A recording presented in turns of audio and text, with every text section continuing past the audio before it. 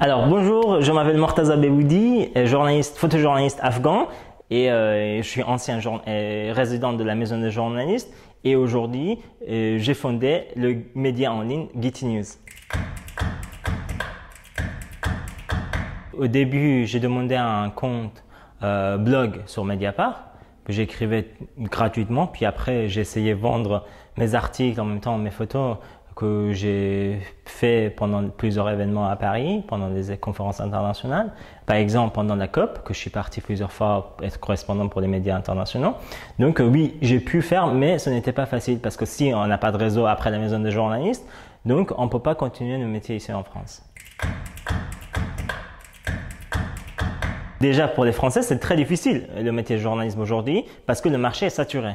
Donc, en même temps, pour les étrangers encore, pour les journalistes réfugiés qui viennent d'arriver en France, qui sont en France depuis quelques années, donc c'est encore très difficile parce que ils n'ont pas de réseau. En même temps, s'ils ont réseau, parfois ils parlent pas la langue, donc encore c'est pire, et que ça devient plus en plus dur de travailler un travail dans les médias français.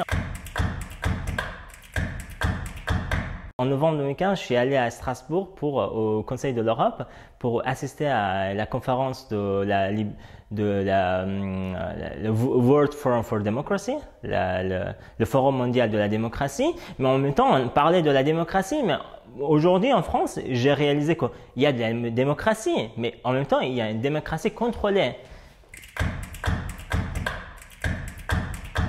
Getty News, c'est un projet que j'ai réalisé depuis janvier 2019, récemment, parce que quand je suis sorti de la maison de journalistes, ça m'a beaucoup choqué le marché de médias ici en France, parce que je n'arrivais pas à trouver un travail en France, un travail stable dans le média.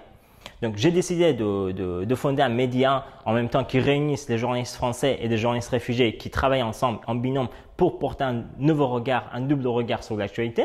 Aujourd'hui, on est 14 journalistes dans ce média en ligne indépendant, qu'on réalise des reportages photos, vidéos, dessins de presse, articles et podcasts, toujours en binôme signé par un journaliste français et un journaliste réfugié.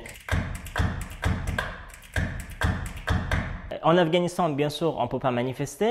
Et le journalisme, c'est un crime là-bas pour les talibans. Donc encore, il y a beaucoup de journalistes qui ont été tués. J'ai perdu 2 collègues en Afghanistan. Donc en France, encore, il y a la liberté de la presse, mais les journalistes ils sont de plus en plus menacés. On a eu pendant les manifestations des Gilets jaunes ici en France, il y a plusieurs journalistes qui étaient attaqués aussi et étaient menacés pendant l'élection présidentielle. Donc pour moi aujourd'hui, il n'y a pas beaucoup de différence, mais au niveau de la sécurité, bien sûr, en Afghanistan c'est encore difficile. On a une liberté de la presse par le gouvernement, par l'État afghan. Mais malheureusement, il y a plusieurs groupes. Aujourd'hui, les journalistes ils sont menacés par les talibans, par les groupes, par les tribus. On a la guerre civile en Afghanistan. On a 3 guerres en Afghanistan. La guerre civile entre les tribus, la guerre religieuse entre les sunnites et les chiites, encore aussi avec les talibans et les gouvernements. Encore aussi avec l'étranger, ceux qui travaillent avec l'étranger. Donc aujourd'hui, les journalistes ils sont plus menacés. On a perdu en 2016 12 journalistes. Donc aujourd'hui, nous, on n'est pas du tout les journalistes afghans. Malheureusement, ils savent pas comment se protéger. Il y a très très peu moyens. On n'était pas formés. On n'avait pas eu formation de se protéger dans les zones de conflit.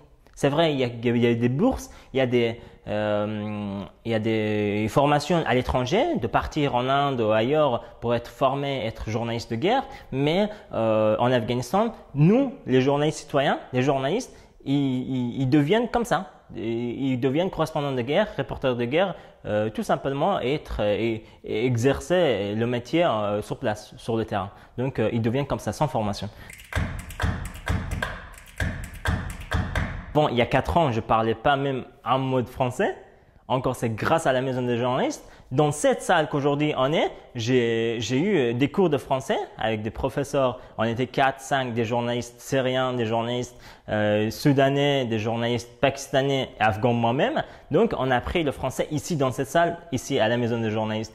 Donc, pendant 7 mois, j'ai eu la chance d'être avoir un professeur ici et aujourd'hui, je peux dire que la maison de journalistes nous a aidé aussi à avoir un réseau, être en contact avec des journalistes français, avec les médias français pour continuer, pour essayer d'exercer notre métier ici en France. C'est la liberté de penser, s'informer et la liberté de s'exprimer. Pour moi, c'est ça la liberté de la presse.